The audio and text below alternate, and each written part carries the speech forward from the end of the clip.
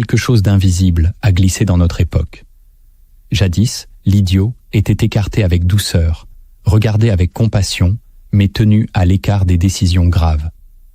Aujourd'hui, il est acclamé, suivi, couronné.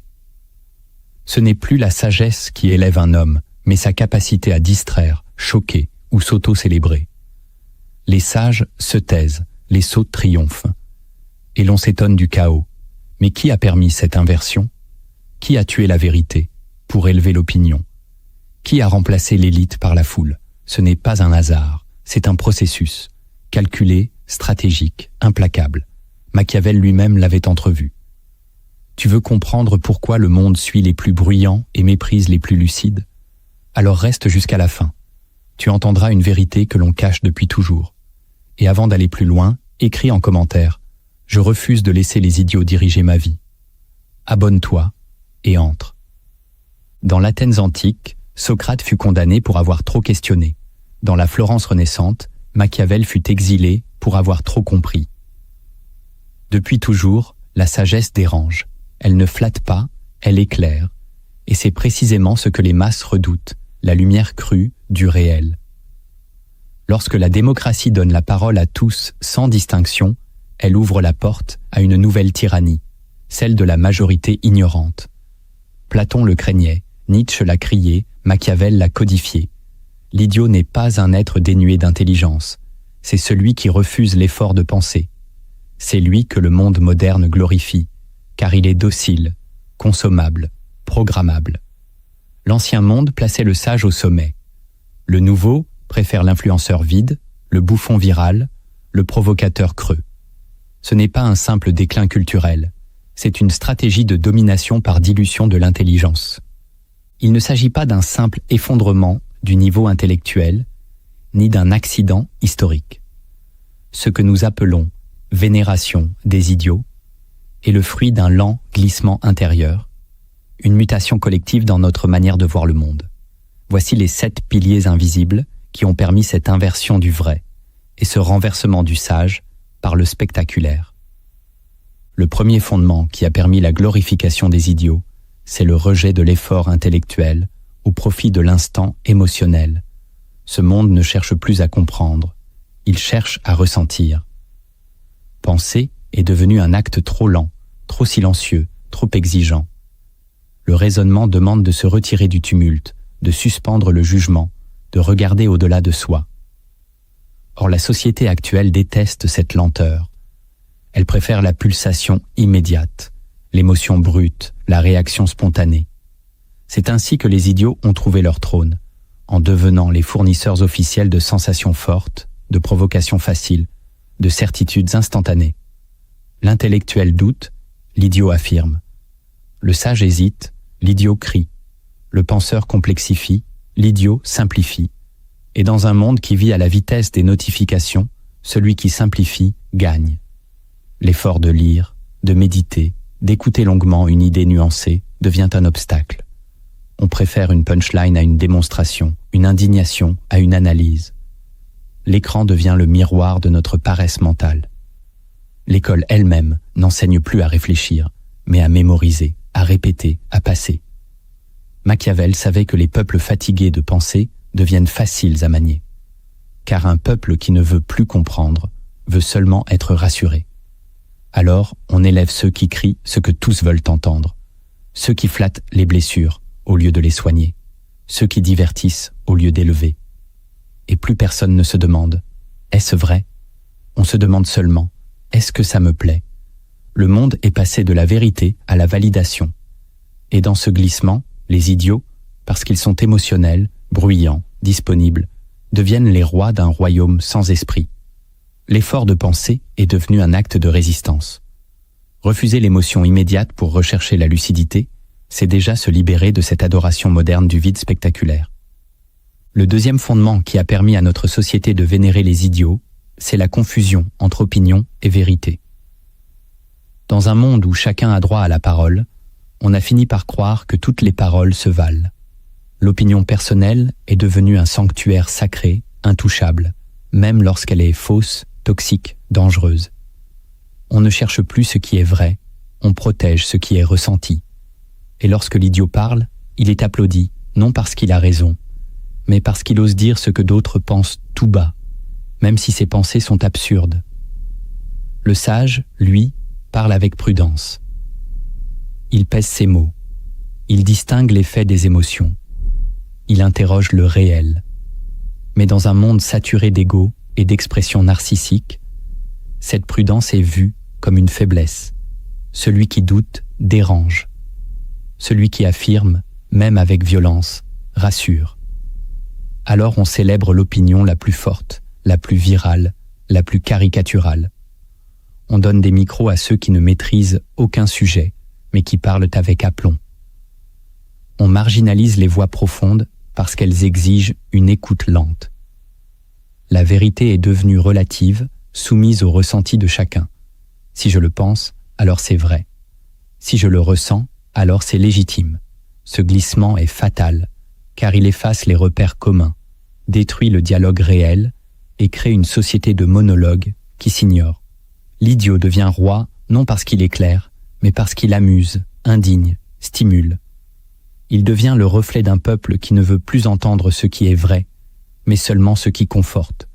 Machiavel savait que pour contrôler les masses, il suffit de flatter leur besoin de croire, plutôt que leur devoir de savoir. Et tant que l'opinion sera mise au même niveau que la connaissance, tant que le bruit vaudra autant que la lumière, les idiots auront la couronne et les sages auront le silence. Le troisième fondement qui a propulsé les idiots au sommet de la société, c'est l'ascension de l'ego collectif par les réseaux sociaux. Jadis, pour être entendu, il fallait avoir quelque chose à dire. Aujourd'hui, il suffit d'être vu. Ce basculement a redéfini la valeur de la parole humaine. Ce ne sont plus les idées qui gouvernent, mais la visibilité. L'homme sage, discret, anonyme, devient un fantôme. L'homme bruyant, clivant, omniprésent devient une idole. Les réseaux ont créé un monde parallèle où la profondeur ne compte plus. Seule l'exposition massive donne du poids. Et qui maîtrise le mieux ces plateformes? Ceux qui simplifient, exagèrent, caricaturent. Ceux qui n'ont pas peur du ridicule parce qu'ils n'ont pas conscience du sens. L'idiot y prospère, car il ne doute jamais de lui. Il parle tout le temps, réagit à tout, prétend tout savoir. Sa confiance factice devient magnétique. Il attire les regards, suscite des likes, crée des polémiques qui nourrissent l'algorithme. Et pendant ce temps, le sage, lucide mais lent, complexe mais discret, est noyé dans le vacarme. Les plateformes ont inversé la hiérarchie naturelle du discours. Elles ont donné une armée à ceux qui n'ont pas de cause. Elles ont offert des armes de diffusion à ceux qui n'ont jamais pris le temps de réfléchir. Et plus encore, elles ont convaincu chacun que son avis valait celui d'un maître. L'ego collectif s'est enivré. Plus personne n'écoute pour apprendre, chacun écoute pour répondre, pour briller, pour être validé. L'idiot devient ainsi le héros d'une génération connectée, mais désorientée. Il offre un miroir sans profondeur, où chacun peut se reconnaître, sans jamais se remettre en question. Machiavel aurait vu dans cette dynamique une ruse de pouvoir, favoriser les plus bêtes pour affaiblir les plus forts. Une société qui donne une tribune infinie à l'ignorance scie la branche de sa propre conscience, et ceux qui veulent penser encore sont regardés comme des étrangers dans un théâtre où seuls les égos hurlants reçoivent des applaudissements. Le quatrième fondement, qui a permis l'élévation des idiots, c'est la peur moderne de la solitude, refuge des sages. Plus personne ne veut être seul avec ses pensées. Le silence intérieur effraie, l'introspection fatigue, l'isolement angoisse. Alors on fuit, on remplit chaque instant d'un bruit, d'une distraction, d'une présence virtuelle. Mais cette fuite constante empêche la naissance de la pensée véritable. Car la sagesse naît dans la solitude, quand l'homme affronte son vide, contemple ses contradictions, questionne ses croyances. L'idiot, lui, ne supporte pas ce face-à-face. Il a besoin du groupe, du regard, de l'écho permanent pour exister. Et dans une société où l'angoisse de la solitude est généralisée, c'est lui qui devient modèle. Celui qui parle sans cesse, qui commente tout, qui participe à toutes les discussions, même sans rien y comprendre. Celui qui ne s'arrête jamais pour penser, car penser, c'est aussi souffrir. L'homme profond devient rare, car il s'est retiré du vacarme, et le vide qu'il laisse est aussitôt comblé par ceux qui n'ont rien à dire, mais qui le disent bruyamment. Machiavel savait que le repli stratégique est souvent la meilleure forme de puissance. Mais aujourd'hui, on confond discrétion avec faiblesse, retrait avec échec, silence avec honte. L'idiot ne se tait jamais. Et parce qu'il est toujours là, on finit par croire qu'il a quelque chose à offrir. Le sage, lui, disparaît volontairement. Il écoute plus qu'il ne parle. Il observe avant d'agir. Mais ce mode d'existence n'a plus sa place dans une société obsédée par l'instant, la réaction, le flux. Ce n'est pas que les sages ont disparu. C'est qu'ils ne veulent plus se battre pour être entendus dans un monde qui préfère les slogans aux idées. Alors les idiots triomphent, non parce qu'ils sont supérieurs, mais parce qu'ils sont omniprésents. Ils comblent le vide que le peuple ne veut plus affronter, celui de son propre esprit abandonné.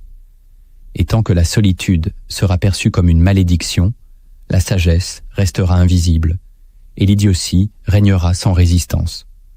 Le 5e fondement qui a préparé le trône des idiots, c'est la dissimulation du vide par le divertissement permanent. Jadis, l'ennui était une porte vers la réflexion. Aujourd'hui, il est un ennemi à éliminer à tout prix. Chaque seconde doit être remplie. Chaque silence doit être couvert. Chaque question doit être esquivée par une avalanche de distractions. Mais ce divertissement incessant n'est pas neutre. Il façonne notre manière d'exister. Il nous apprend à fuir le réel, la profondeur, la complexité. Il nous pousse à rechercher l'excitation plutôt que le sens. Et dans cette fuite permanente, les idiots trouvent un terrain fertile. Car ce sont eux qui offrent les contenus les plus rapides, les plus bruyants, les plus faciles à consommer. Ils incarnent le divertissement, ils le produisent, ils l'incarnent. L'homme profond devient encombrant. Il demande qu'on s'arrête, qu'on pense, qu'on doute. L'idiot, lui, distrait sans effort. Il fait rire, il choque, il divertit, il occupe l'espace, donc il règne. Et plus on est distrait, moins on questionne. Moins on questionne, plus on obéit. Machiavel savait que pour contrôler une population, il ne faut pas toujours la violenter. Il suffit souvent de l'occuper, de remplir ses jours de futilité pour qu'elle oublie ses chaînes. C'est exactement ce que le système moderne a compris. La lumière ne doit pas être éteinte brutalement. Il suffit de la masquer par des flashs colorés et les idiots deviennent les projecteurs de ce grand théâtre de l'oubli. Ils sont partout car ils sont utiles. Ils empêchent les masses de penser, ils sont le mur entre l'homme et sa vérité. Plus besoin de censure. Il suffit d'étouffer le vrai sous une montagne de bruit. Alors l'idiot n'est plus perçu comme nuisible, mais comme nécessaire. Il remplit le vide que personne ne veut affronter. Et pendant que l'esprit humain se dissout dans le rire facile, la musique creuse ou le contenu vide, les puissants consolident leur pouvoir. Le peuple, occupé à se divertir, ne se rend même plus compte qu'il est trahi par ceux qu'il suit. Le 6e fondement, qui a permis la montée des idiots, c'est la destruction des figures d'autorité silencieuses. Autrefois, on respectait ceux qui savaient, même s'ils ne parlaient pas souvent, leur silence inspirait. Leur regard suffisait à imposer le sérieux, la retenue, la réflexion. Ils étaient les piliers invisibles d'une société fondée sur la gravité, la transmission lente, l'expérience vécue. Mais ce modèle a été détruit, lentement, puis violemment. L'autorité a été confondue avec la domination, la sagesse avec l'élitisme, le silence avec la faiblesse, et ainsi on a renversé ces figures anciennes pour leur préférer des caricatures exubérantes, bruyantes, sans fond. Les sages ont été moqués, marginalisés, remplacés par des clowns arrogants qui se proclament experts sans avoir rien traversé. Car aujourd'hui, ce n'est plus l'expérience qui donne le droit de parole, mais la visibilité. Ce n'est plus la profondeur qui crée l'autorité, mais l'audience. Et dans cette inversion des repères, les idiots triomphent. Ils ne doivent pas mériter leur place. Il leur suffit de parler fort, de se répéter, de séduire par leur audace. Le public, perdu sans figure stable, se raccroche à ceux qui osent s'afficher. Et plus un homme est sûr de lui, plus il est suivi, même s'il a tort.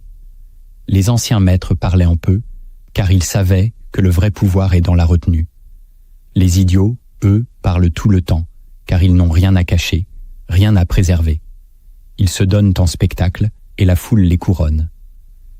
Machiavel aurait dit que ce n'est pas l'autorité qu'on a supprimée, mais la peur qu'elle inspirait. En tuant la crainte du sage, on a ouvert la porte aux imposteurs. Plus personne ne tremble devant la vérité. On rit, on interrompt, on parodie. La société moderne préfère l'égalitarisme total, même dans le savoir. Et dans cet espace sans hiérarchie, l'idiot est roi.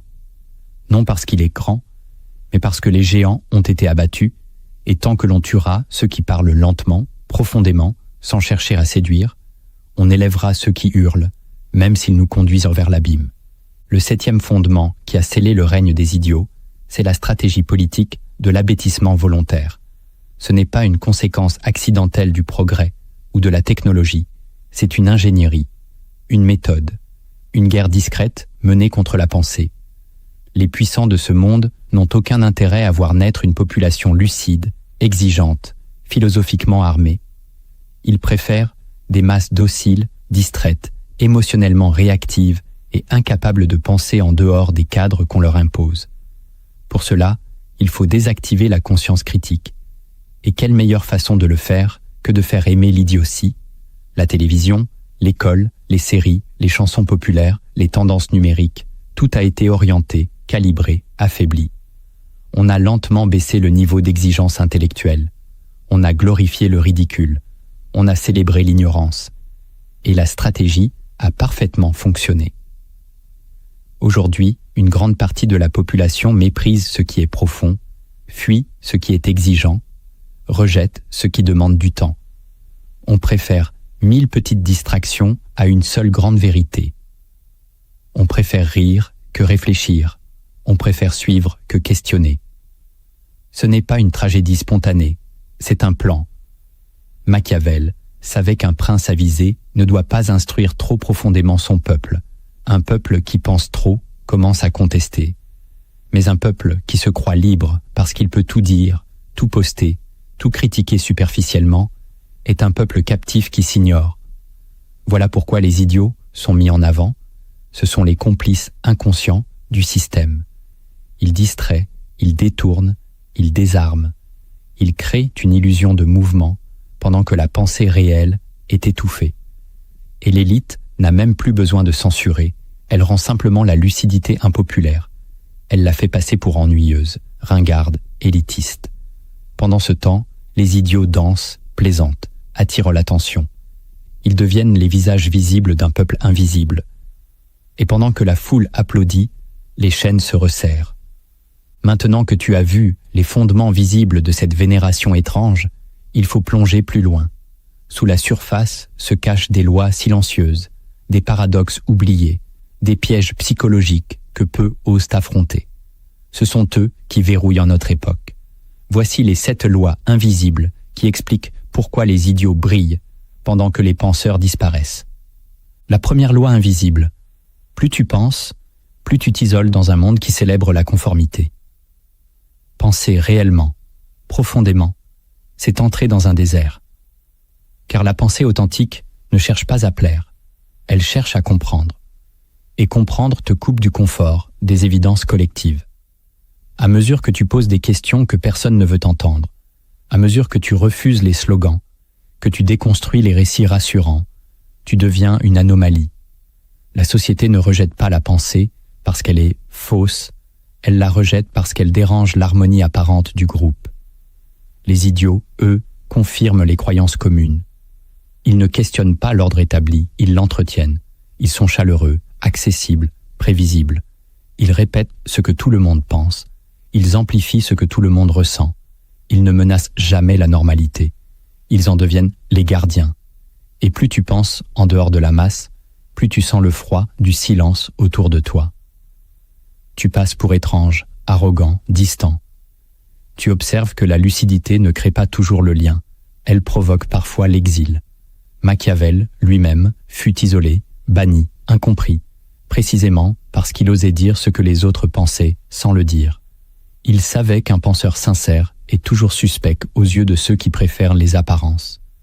La société moderne veut bien de l'intelligence tant qu'elle ne trouble pas la surface, mais la pensée authentique trouble. Elle dévoile ce que l'on cache, elle expose les contradictions, elle détruit les illusions nécessaires au confort collectif. Alors celui qui pense vraiment devient souvent seul. Et dans cette solitude, beaucoup préfèrent se taire. Ils rentrent dans le rang. Ils imitent les idiots pour ne pas être rejetés. Voilà pourquoi les penseurs disparaissent, non pas parce qu'ils sont absents, mais parce que leur lucidité les met à l'écart. Et tant que l'isolement sera le prix de la vérité, la majorité continuera de préférer le mensonge partagé à la pensée solitaire. La deuxième loi invisible, l'illusion de la liberté d'expression, a remplacé le devoir de compréhension. On croit que parce que chacun peut parler, chacun comprend. On pense que donner à tous un micro équivaut à donner à tous une pensée. Mais c'est une illusion. La parole libre, sans conscience, sans effort, sans structure intérieure, n'est qu'un bruit autorisé. Elle ne construit rien, elle ne révèle rien, elle ne relie personne à rien. Elle donne seulement l'impression d'exister.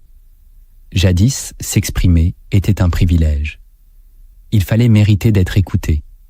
Il fallait traverser le doute, apprendre à articuler, à discerner. Aujourd'hui, il suffit de ressentir, de publier, de réagir. L'opinion instantanée a remplacé la réflexion construite. Et dans ce glissement silencieux, les idiots ont pris la tête du cortège. Parce qu'ils parlent sans filtre, sans poids, sans lenteur. Parce qu'ils répondent immédiatement à tout, comme si tout était clair, comme si rien ne demandait d'être médité. Le système applaudit cette vitesse, car elle empêche la profondeur. Et le peuple se satisfait de cette illusion de parole, comme un enfant qui croit diriger le monde parce qu'on lui a donné un jouet avec des boutons. La liberté d'expression est devenue une distraction. Pendant que les vrais penseurs parlent en marge, les idiots occupent la scène. Et plus encore, ils deviennent les symboles de la parole libre. Or, Machiavel le savait, la meilleure manière de désarmer une population n'est pas de la faire taire, mais de lui faire croire qu'elle parle. Une société réellement libre est celle où l'expression naît d'un effort de compréhension, où la parole est précédée par le silence intérieur. Aujourd'hui, on a inversé l'ordre. On parle d'abord, on comprend peut-être après, mais rarement. Alors les fous, les vides, les bruyants dominent. Ils incarnent cette liberté creuse que la modernité chérit. Et tant que parler sera plus valorisé que comprendre, tant que l'opinion primera sur l'intelligence, la société élèvera ceux qui n'écoutent jamais et réduira au silence ceux qui auraient pu la sauver. La troisième loi, invisible. Ce que la majorité acclame n'est souvent qu'un reflet de sa peur collective. Derrière chaque tendance virale, chaque engouement massif, chaque succès bruyant, il y a rarement une vision, une élévation, une vérité. Il y a, bien plus souvent, une peur sourde, une peur de se sentir seul, une peur d'être différent, une peur d'aller contre le courant. Alors on suit ce que tout le monde suit, non parce que c'est juste, mais parce que c'est rassurant. L'idiot moderne est devenu un miroir de ces peurs collectives. Il n'a pas besoin d'être profond, il doit juste incarner ce que la foule veut ressentir. Il parle vite, il pense peu, il fait rire ou choque, il dédramatise le vide intérieur. Et c'est cela que la majorité acclame. Non pas l'homme, mais le soulagement qu'il procure. Car face à un monde complexe, incertain, anxiogène, la lucidité est un fardeau. Celui qui montre les contradictions, celui qui pose des questions, celui qui dérange les certitudes, devient une menace. Tandis que l'idiot, lui, rassure par sa médiocrité. Il montre que l'on peut être célébré sans comprendre, admiré sans apprendre, suivi sans savoir. Et cette illusion soulage les foules fatiguées de penser. Machiavel aurait dit que le peuple ne suit pas toujours celui qui est le plus vertueux, mais celui qui lui permet de ne pas se voir tel qu'il est. L'idiot devient ainsi un refuge émotionnel. Il ne réveille rien, il endort. Et plus il est acclamé, plus ceux qui pensent en silence doutent d'eux-mêmes. Car dans un monde gouverné par l'approbation, le doute devient un poison. La vérité devient une dissonance. Et peu à peu, Tout ce qui pourrait élever est étouffé par ce que la foule peut tolérer. Alors les sages se taisent ou disparaissent, et la peur collective, déguisée en engouement populaire, continue d'élire ses idoles, creuses, inoffensives, conformes. Tant que la majorité choisira ce qui apaise ses angoisses plutôt que ce qui affronte ses vérités, les idiots resteront les nouveaux dieux d'une époque sans repère. La 4e loi invisible. L'idiot moderne n'est pas innocent, il est stratégiquement utile. Il serait naïf de croire que les figures médiatiques les plus creuses, les influenceurs les plus absurdes ou les personnalités les plus superficielles sont là par hasard. Leur omniprésence n'est pas accidentelle, elle est fonctionnelle. Car dans une société dirigée par des forces qui préfèrent la masse docile à la conscience éveillée, l'idiot devient un outil. Il occupe l'espace mental, il détourne l'attention, il noie les vérités dérangeantes dans un flot d'insignifiance rythmée. Il est simple à manipuler et encore plus simple à reproduire. Les pouvoirs réels, financiers, politiques, culturels, savent qu'un peuple nourri d'idiotie sera incapable de se révolter, incapable même de penser sa propre servitude. L'idiot devient donc un levier de contrôle. Machiavel aurait vu en lui l'instrument parfait du prince moderne, celui qui apaise les masses sans les libérer, celui qui amuse pendant que les décisions se prennent ailleurs. Ce n'est pas lui qui dirige, mais c'est lui que l'on voit. Et cela suffit à endormir les esprits. Car pendant que l'idiot s'exhibe, provoque, distrait, les véritables stratèges avancent masqués. Le citoyen moyen, accaparé par ce théâtre grotesque, ne voit plus les structures invisibles qui l'enserrent. Il croit avoir le choix. Il croit être libre, mais son imaginaire est occupé. L'idiot est utile parce qu'il est vide. Et c'est ce vide que le système remplit, jour après jour, jusqu'à ce qu'il n'y ait plus d'espace pour autre chose. La société moderne n'a pas banni les penseurs, elle les a rendus invisibles. En les remplaçant par des figures spectaculaires mais inoffensives, elle a redéfini la normalité. Ce n'est pas seulement une décadence culturelle, c'est une stratégie de neutralisation. Tant que l'idiot servira cette fonction, il sera protégé, promu, glorifié. Il est le masque souriant d'un pouvoir qui préfère les divertis aux éveillés, les excités aux lucides, les distraits aux dangereux penseurs. La 5e loi invisible. La vérité fatigue, l'ignorance excite, et les foules aiment être excitées. Dans un monde saturé de tensions, d'instabilité, d'angoisse profonde, l'être humain cherche des échappatoires rapides. Or, la vérité n'est jamais rapide. Elle demande du temps, elle brûle les illusions, elle dérange l'image que l'on se fait de soi. Elle ne flatte pas, elle ne séduit pas. Elle te montre ce que tu refuses de voir. Voilà pourquoi elle fatigue. Elle ne génère pas l'euphorie, elle provoque l'inconfort, et dans une époque où tout doit captiver, capturer, stimuler, cette lenteur devient un défaut. À l'inverse, l'ignorance a un goût sucré. Elle est accessible, immédiate, simple à consommer. Elle ne demande rien sinon d'être partagée. Elle excite parce qu'elle joue avec les émotions primaires, la colère, la moquerie, le désir de domination ou d'appartenance. Elle ne construit pas de pensée, elle construit une réaction. Et les foules adorent réagir. Rire, s'indigner, s'enthousiasmer, critiquer. Tout est bon pour éviter le silence intérieur, et l'idiot devient le fournisseur officiel de cette excitation de masse. Il ne dit rien de fondamental, mais il fait vibrer. Il ne révèle aucune réalité, mais il divertit l'oubli. Et plus il excite, plus il est suivi. Machiavel le savait déjà. Les peuples fatigués par la douleur de vivre veulent des plaisirs simples, même s'ils sont vides. Celui qui dit la vérité sans habillage est vite rejeté. Celui qui dit des absurdités, mais avec énergie, devient une star. Ce n'est pas une crise de conscience, c'est un choix culturel. Préférer l'émotion à la compréhension. Le sage, trop calme, trop nuancé, trop profond, devient un poids. L'idiot, trop bruyant, trop impulsif, trop creux, devient une ivresse. Et c'est cette ivresse qui gouverne les foules aujourd'hui. Elles ne veulent pas qu'on les réveille, elles veulent qu'on les stimule. Elles ne veulent pas comprendre le réel, elles veulent l'oublier ensemble. Alors, écris en commentaire. Je préfère la vérité qui me secoue à l'ignorance qui me flatte, si tu refuses de faire partie de cette comédie collective. La 6e loi invisible, plus tu dis des choses profondes, plus tu deviens inaudible.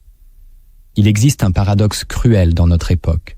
Plus ton discours est chargé de sens, de complexité, de lucidité, moins il résonne, moins il circule, moins il est compris. Le monde moderne n'est pas conçu pour entendre ce qui demande de l'attention. Il est réglé pour l'instantané, le court, le frappant. L'idiot parle en slogan, le sage parle en silence. Et dans une société de bruit, ce silence devient un handicap. Plus tu essayes d'expliquer, plus tu sembles compliqué, plus tu invites à réfléchir, plus tu fatigues l'auditoire.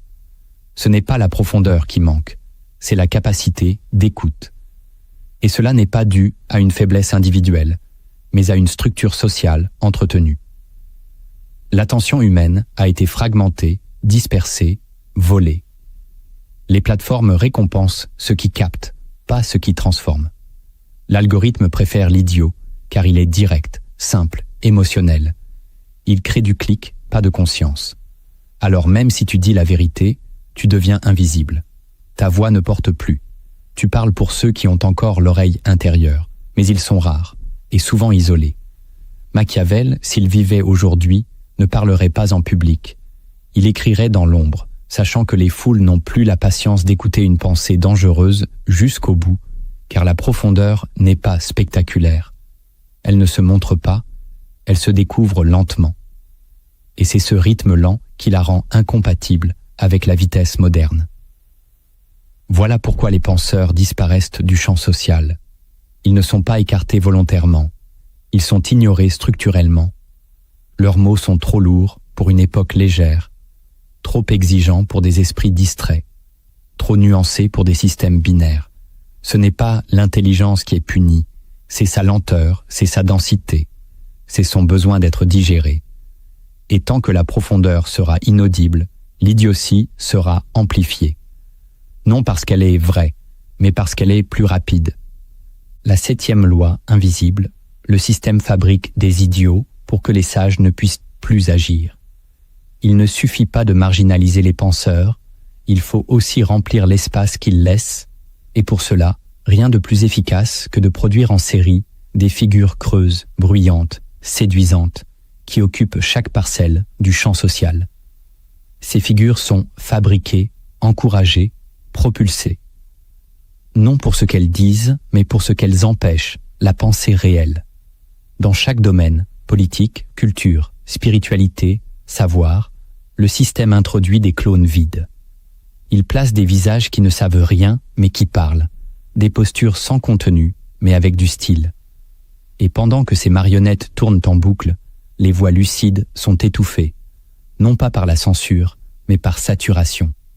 Il devient alors presque impossible d'agir avec sagesse, car toute parole authentique se perd dans un océan de banalités criées. L'action juste devient invisible, noyée dans la frénésie. Le sage, pour exister, doit rivaliser avec le spectacle, et il refuse. Alors il se tait, il s'épuise, il s'efface. Le système a gagné. Machiavel aurait compris cela. Le pouvoir le plus efficace n'est pas celui qui écrase ses ennemis, c'est celui qui les rend inaudibles. En fabriquant des armées d'idiots, séduisants, viraux, omniprésents, on neutralise ceux qui auraient pu éclairer, éveiller, structurer. La foule finit par croire qu'il n'y a plus de sages. Mais ils sont là, ils regardent, ils espèrent. Ils ne trouvent simplement plus l'espace pour parler. Et pendant ce temps, les idiots gouvernent l'imaginaire collectif, ils dictent les goûts, les opinions, les débats. Pas parce qu'ils sont puissants, mais parce qu'ils sont utiles au pouvoir. Ils désarment la pensée en occupant la place. Et tant que la société ne comprendra pas que ces figures sont un produit stratégique, elle les prendra pour des modèles spontanés. Ce jour-là, l'obscurité aura triomphé sans avoir eu besoin d'un combat. Tu ne pourras pas changer le monde, mais tu peux empêcher le monde de te changer. Il existe des rituels de résistance, des gestes invisibles qui te rendent imperméable à l'ère du vide. Voici 7 techniques concrètes pour survivre intérieurement, garder ton esprit aiguisé et faire de ta lucidité une force silencieuse, même au milieu du bruit. Ferme les écoutilles, choisis ce qui entre dans ton esprit comme un souverain contrôle son palais. Chaque jour, ton esprit est assiégé. Publicité, vidéos, notifications, conversations inutiles, contenus viraux, slogans creux, tout cherche à entrer.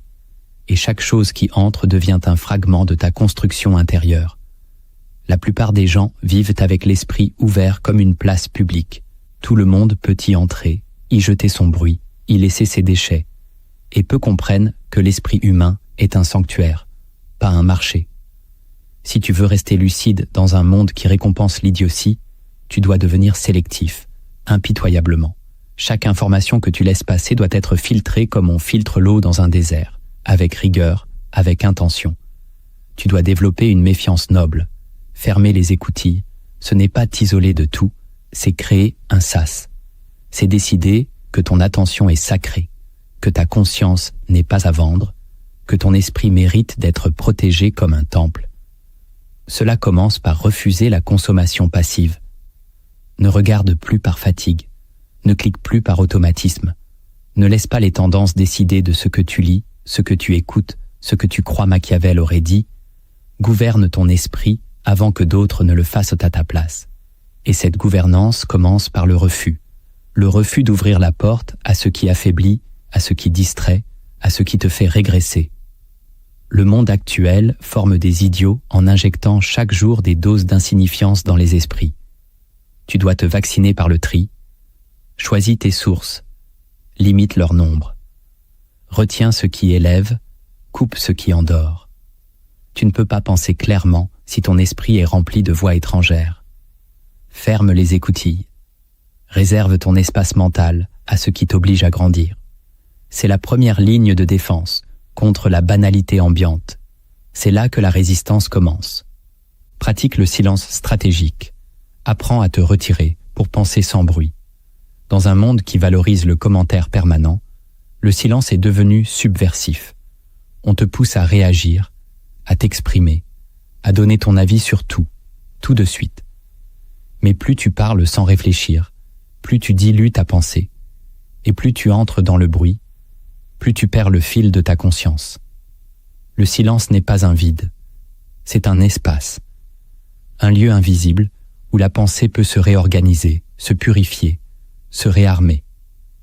Machiavel lui-même, lorsqu'il fut exilé, pratiquait ce silence stratégique. Il se retirait dans sa maison, en habit de cour, pour dialoguer en silence avec les grands esprits du passé. Ce silence-là n'est pas passif, c'est un retrait actif, un moment volontaire où tu refuses d'être stimulé pour retrouver ta propre voix.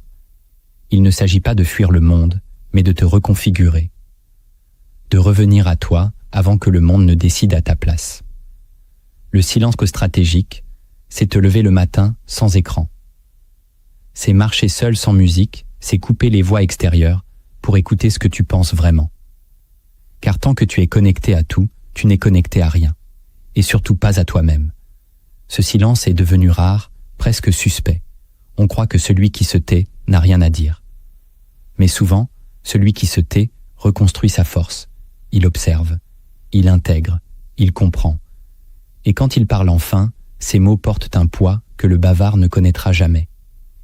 Si tu veux résister à l'idiotie ambiante, il te faut ces retraites intérieures. Des moments fixés, sacrés, où tu te coupes du bruit pour te recharger. Le silence n'est pas une absence, c'est une régénération, une arme invisible, une muraille intérieure. Et plus tu l'entraînes, plus ta parole deviendra rare, mais tranchante.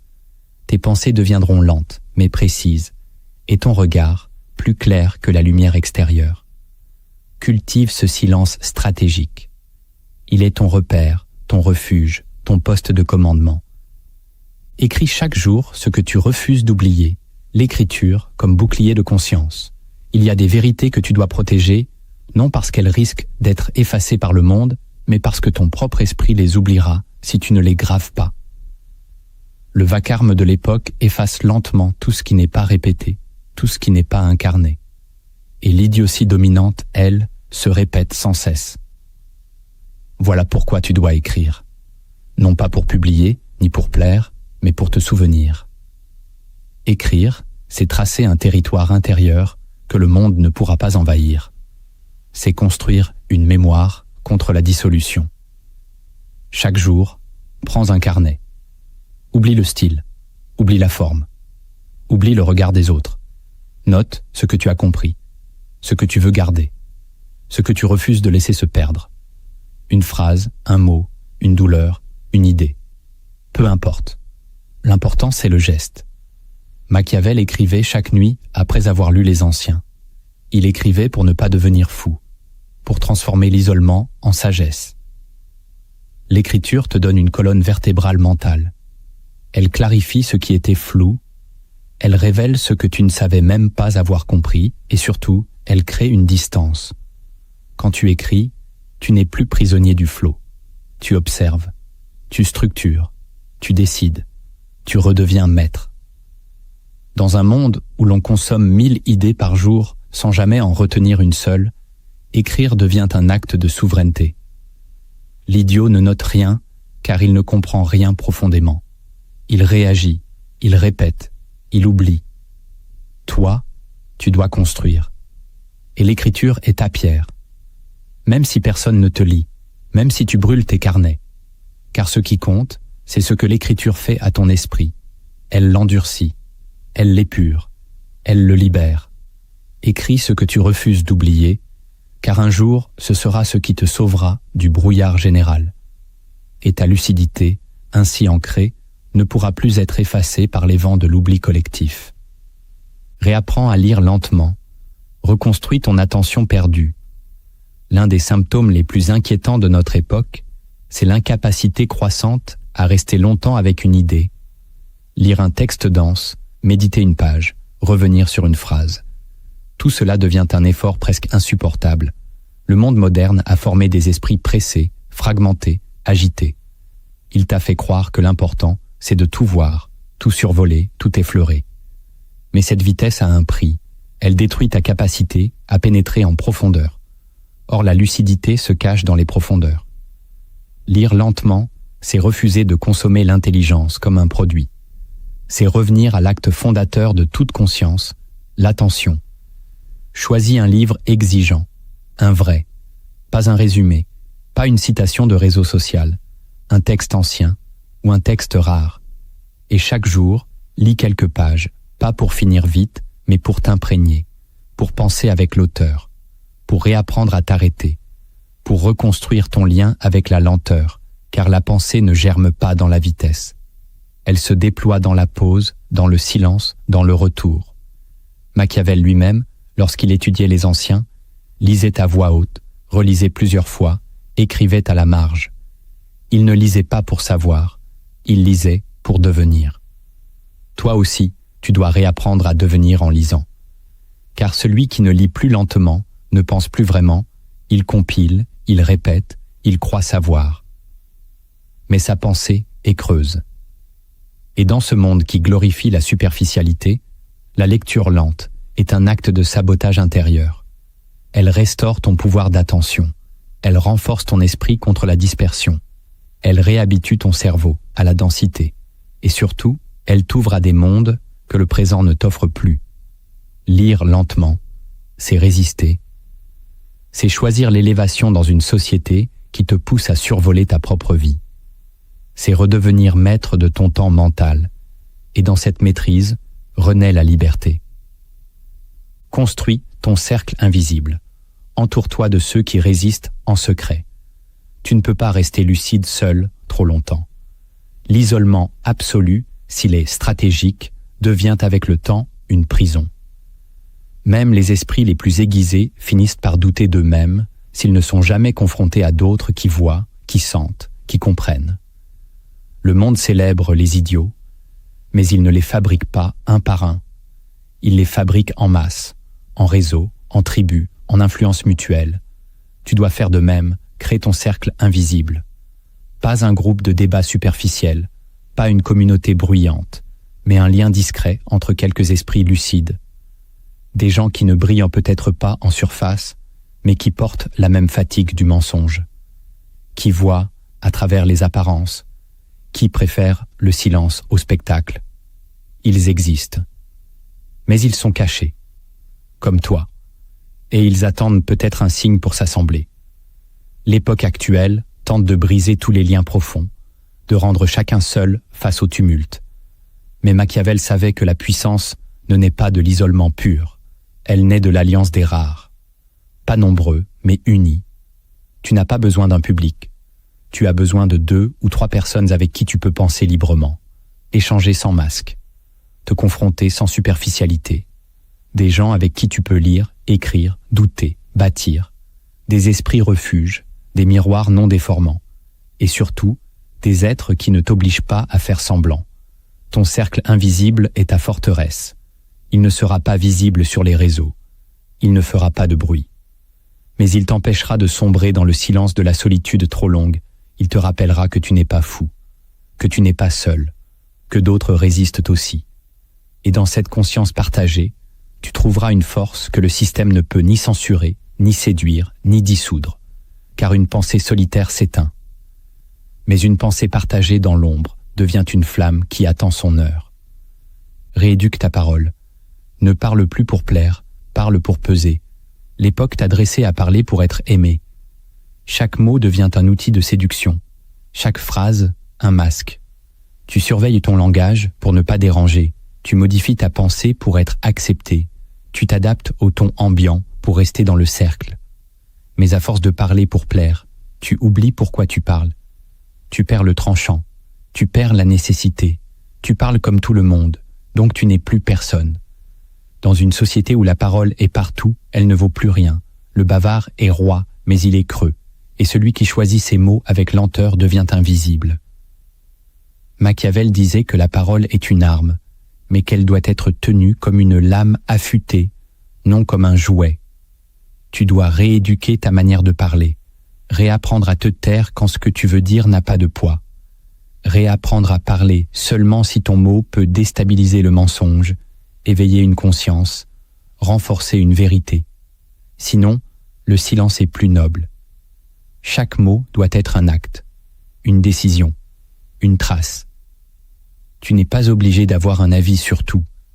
Tu n'es pas obligé de répondre à tout. Tu n'es pas tenu d'entrer dans tous les débats, toutes les polémiques, toutes les fausses conversations. Parle peu, mais parle juste. Parle peu, mais parle lent. Parle peu, mais parle lourd. La parole est sacrée quand elle sort d'un esprit structuré. Et si tu veux résister à l'idiotie généralisée, tu dois faire de ta bouche un instrument de rareté. Ne t'excuse pas d'être profond. Ne simplifie pas ce qui mérite d'être complexe. Ne dégrade pas ton langage pour être compris des masses. Éduque-les par la forme même de ta parole, car quand tu parles avec justesse, tu rappelles que la parole peut encore être un acte de conscience, et ça, le système ne le tolère pas. Transforme ton ennui en arme. Fais de l'inaction un espace de lucidité. On t'a appris que l'ennui est une erreur, une faiblesse, une perte de temps. Alors tu le fuis. Tu l'effaces avec des vidéos, des messages, des stimulations. Mais ce que tu fuis, c'est en réalité l'un des derniers espaces sacrés de ton esprit, celui où rien ne t'est imposé. L'ennui est un seuil. Il précède la création, l'introspection, la réorganisation intérieure. C'est un vide fertile. Si tu veux redevenir maître de ton temps mental, tu dois cesser de le remplir à tout prix. Tu dois réapprendre à t'asseoir sans rien faire, sans rien attendre, sans distraction. Car c'est là que des idées nouvelles surgissent, Yon. C'est là que les vraies connexions se font. C'est là que tu redeviens un être libre. Les idiots ne supportent pas l'ennui, car ils n'ont pas de monde intérieur. Ils se jettent dans le flux comme des naufragés paniqués. Mais toi, tu dois résister. Tu dois apprivoiser le vide. Tu dois faire de l'ennui un espace stratégique. Lis, mais lentement. Marche sans but précis. Assieds-toi et laisse ton esprit vagabonder. Observe ce qui remonte, ce que tu avais enfoui, ce que tu n'avais jamais regardé en face. Machiavel aurait vu dans l'ennui une retraite volontaire du pouvoir, un lieu de reconfiguration, une pause avant la frappe, une absence qui prépare le retour. En vérité, l'ennui n'est pas ton ennemi, c'est ta zone de silence créateur. C'est dans cet espace que tu reconstruis ta lucidité, que tu te désintoxiques du flux, que tu redeviens un esprit souverain. Le système te veut occuper en permanence, même par des choses insignifiantes. Car un esprit qui s'ennuie sans peur est un esprit dangereux. Il commence à penser, il commence à voir, il commence à désirer autre chose. Transforme ton ennui en arme. Et tu verras que ce que tu fuyais est en réalité ce qui te rend invincible. Tu vis dans un monde qui a inversé les repères. L'idiot y est vénéré, non parce qu'il est admirable, mais parce qu'il est utile. Il ne dérange rien, il ne remet rien en question, il remplit les vides, il occupe l'espace que les sages ont déserté. Ce n'est pas lui qu'il faut blâmer, c'est ce que nous avons laissé faire. Car cette glorification ne vient pas d'un complot externe, elle est née de notre propre fatigue intérieure. Fatigue de penser, fatigue de résister, fatigue de porter le poids du réel. Alors nous avons choisi la distraction. Nous avons applaudi le vide. Nous avons préféré le rire à la réflexion, l'émotion au discernement, la vitesse à la profondeur. Et à force de suivre ceux qui brillent sans substance, nous avons éteint ceux qui éclairaient sans bruit. Mais tout n'est pas perdu, car même dans ce monde saturé de superficialité, il existe des hommes et des femmes qui marchent en silence, qui refusent de céder, qui pensent encore, même si personne ne les écoute, qui écrivent, même si personne ne les lit, qui bâtissent un esprit fort pendant que les autres cherchent l'approbation. C'est à eux que ce message s'adresse, à ceux qui sentent que quelque chose cloche, mais qui ne trouvent pas encore les mots, à ceux qui refusent l'absurde sans se replier dans le cynisme, à ceux qui croient encore que la pensée peut transformer, que la lucidité peut libérer, que le silence peut guérir. Tu n'as pas besoin de devenir célèbre pour être puissant. Tu n'as pas besoin d'être compris pour être juste. Tu n'as pas besoin de dominer les foules pour influencer l'avenir. Ce que tu cultives dans l'ombre aujourd'hui deviendra la lumière d'un autre demain. Chaque livre que tu lis lentement, chaque parole que tu retiens, chaque silence que tu protèges, chaque idée que tu écris, chaque retrait que tu assumes, chaque ennui que tu traverses, chaque idiotie que tu refuses de consommer, tout cela t'élève. Et un jour, peut-être sans que tu t'en rendes compte, quelqu'un te croisera, lira une phrase que tu auras laissée, t'écoutera dire un mot au bon moment, et sa vie basculera, parce que tu auras résisté quand tout le monde se rendait. Ce monde ne changera pas par la force. Il changera quand les consciences dispersées formeront un réseau invisible. Quand ceux qui pensent en silence cesseront de douter d'eux-mêmes. Quand les lucides se reconnaîtront sans avoir besoin de se rassembler physiquement. Quand le feu intérieur deviendra plus brûlant que les feux de l'actualité. C'est cela, la révolution à venir, lente, souterraine, exigeante, mais réelle. Tu es peut-être seul maintenant, mais tu n'es pas abandonné. Tu es peut-être silencieux, mais tu n'es pas vide.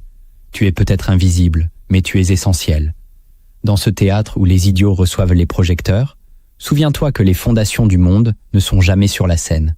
Elles sont dans les souterrains, et c'est là que tu es en train de bâtir. Alors, ne te précipite pas. Ne parle pas pour qu'on t'entende. Ne pense pas pour être applaudi. Sois lent, mais entier. Sois discret, mais radical. Sois rare, mais tranchant. Et continue. Car si tu t'arrêtes, l'idiotie gagne. Mais si tu continues, même en silence, même dans le noir, même sans spectateur, alors tu es déjà en train de régner là où les autres se perdent.